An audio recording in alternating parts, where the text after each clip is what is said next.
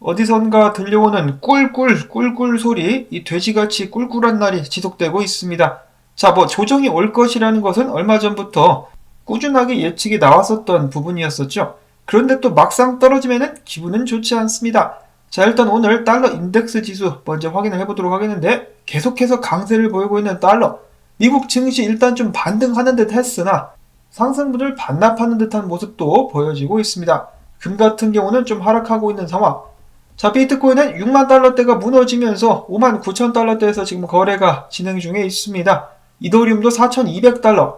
알트코인들도 당연히 대부분은 힘을 쓰지 못하고 있지만은 몇몇 코인들은 좋다고 혼자서 올라가고 있는데, 거의 메타버스 코인들이죠. 샌드박스, 왁스피, 마나까지 해가지고 버스 지대로 타고 상승하고 있는 세 개의 코인들이라고 볼 수가 있겠고요.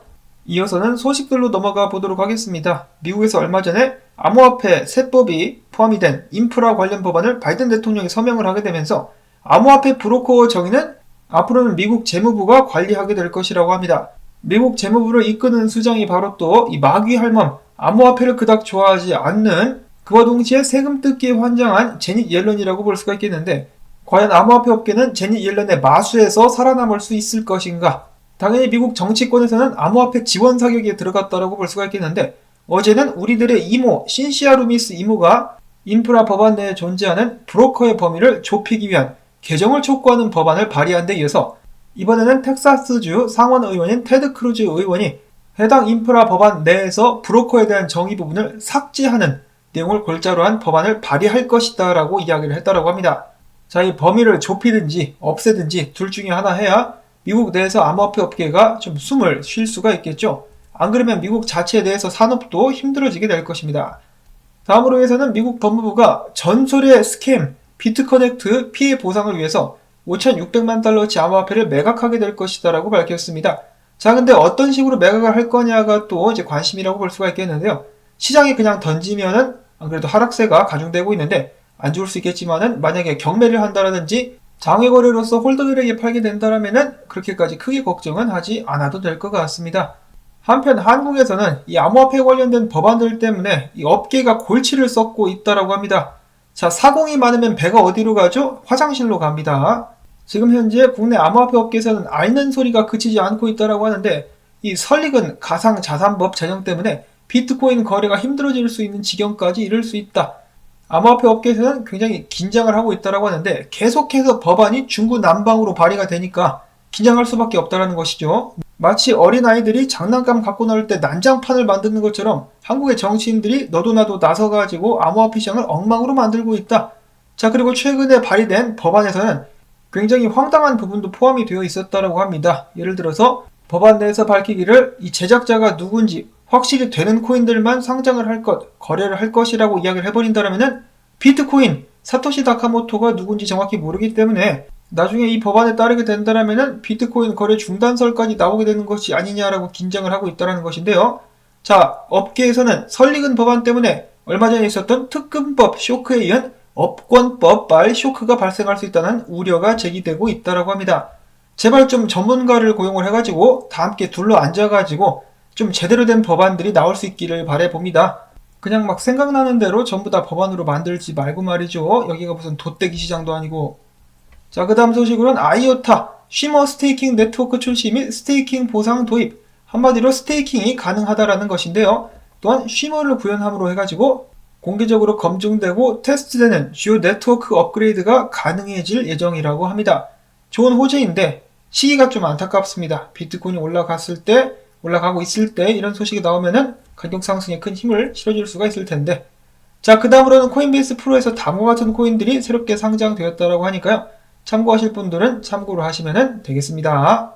자, 다음으로 이어서는 미국의 최대 극장 체인인 AMC가 비트코인, 이더리움, 라이트코인, 비트코인 캐시에 이어서 시바이누의 결제를 추가하게 될 것이다 라고 밝혔습니다. 자, 시바이누의 채택이 굉장히 좀 뜻깊다라고 볼 수가 있겠네요. 다른 코인들을 제치고 시바이누. 자, 표정 보십시오. 눈 까라이시라고 이야기를 하고 있는 것 같습니다. 자, 다음 소식으로는 이더리움에 관련된 소식인데, 센티멘트 측에서 이더리움 고래들의 이더리움 보유량을 좀 찾아봤다라고 합니다. 자, 그런데 거래소 내에서 상위 10개 거래소 내에서 이더리움 고래 지갑들의 이더리움 숫자는 좀 줄어들었는데, 반면에 비거래소의 고래들이 보유하고 있는 이더리움 물량은 많이 늘어났다고 합니다. 그리고 비거래소에 있는 고래들의 규모가 이 거래소에 있는 고래들의 규모보다 더욱더 크기 때문에 약 5배가량 더 큰 고래들이라고 하는데, 이런 부분을 감안해 봤을 때는 시장에 좋은 신호다라고 분석을 했다라고 하네요. 자, 물론 이더리움 가격이 조금 떨어지긴 했지만은 지금도 이더리움 소각은 계속되고 있다는 것을 기억을 해야 되겠죠. 그렇다면 이더리움을 매집하기에 가장 좋은 가격대는 어디가 될 것인가? 3,950달러의 매수 구간, 그리고 3,650달러의 매수 구간이 존재한다라고 합니다. 그 말인 즉슨 이 자리가 주요 지지 구간이라는 것인데요. 3,950, 3,650 관심 있으신 분들은 한번 체크를 하시는 것도 나쁘지 않을 것 같습니다. 다음으로는 비트코인 관련된 소식들로 넘어가 보도록 하겠습니다. 뉴욕 맨하탄 고급 콘도를 비트코인으로 24시간 거래할 수 있다라고 하는데 돈 없어. 다음으로 해서는 어제 또 재미난 일이 발생을 했습니다. 비트코인을 싫어하면서 금을 굉장히 찬양하는 피터 시프. 어제 폼플리아노와의 팟캐스트에서 인터뷰를 진행했는데요. 그가 방송에서 이렇게 이야기를 했다라고 합니다.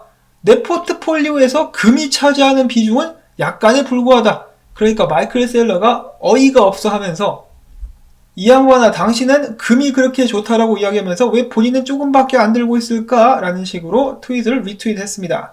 자, 특히나 피터 시프 본인의 말에 따르면은 지금 하이퍼 인플레이션 쪽으로다가 세상이 기울어지고 있는데, 그러면은 당연히 금을 많이 보유해야 되는데 어째서 본인은 금을 조금밖에 갖고 있지 않은 것일까?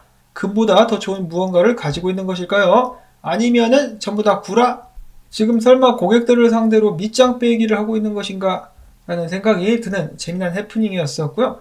자, 그 다음으로는 비트코인 분석으로 넘어가 보도록 하겠습니다. 자, 코인데스크에 따르면 최근 비트코인 얼마간의 하락과 함께 당연히 롱을 치고 있었던 사람들의 뚝배기가 산산조각나서 날아간과 동시에 이 펀딩 비율 같은 경우는 정상화가 됐다라고 하네요. 정상화가 돼가지고 지금부터 반등할 것인가 아니면 추가적인 하락이 오게 될 것인가 지켜봐야 될 것 같고요. 다음으로 해서는 피터 브렌트, 간만에 비트코인에 관련된 트윗을 남기면서 이야기하기를, 비트코인이 53,000달러까지 떨어져 준다? 그러면 내가 좀 관심을 주겠어. 이더리움 같은 경우는 4,030달러까지 떨어져 준다? 그러면 마찬가지로 내가 관심을 좀 주겠어.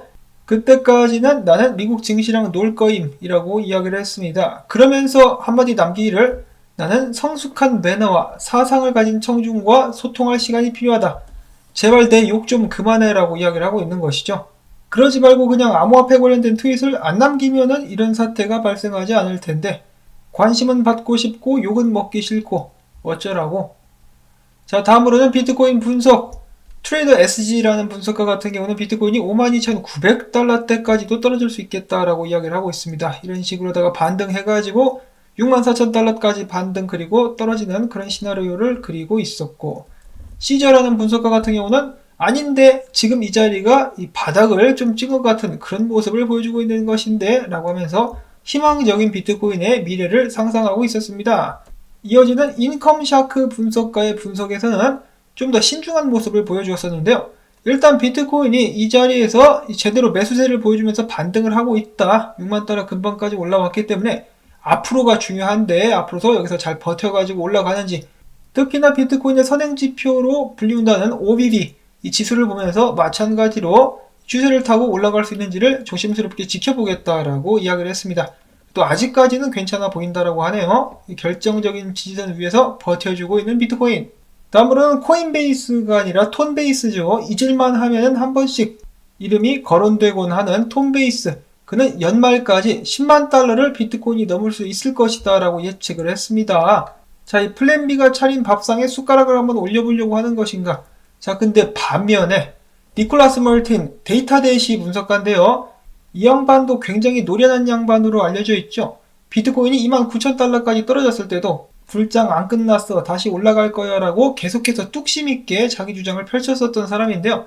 이 사람 같은 경우는 비트코인이 내년 1분기, 내년 2분기에는 10만 달러를 가볍게 돌파할 것이지만 올해 10만 달러까지 가기는 힘들 것 같다라고 이야기를 했습니다. 자, 과연 누구 말이 맞게 될 것인가? 과연 비트코인의 운명은 어떻게 될 것인가? 일단 플랜 B의 예측 약 13일 정도 남았죠. 기간이 13일, 14일, 한 2주 정도 남은 것 같은데, 그의 예측에 따르면 11월 말 종가가 98,000달러. 과연 이변은 일어날 수 있을 것인가? 자, 그리고 마지막으로는 테크뎁 분석가의 분석인데요. 비트코인 가격이 또 좀 떨어지자 오도방정을 떨면서 불장 끝났다라고 난리치는 사람들이 많이 있는 것 같습니다.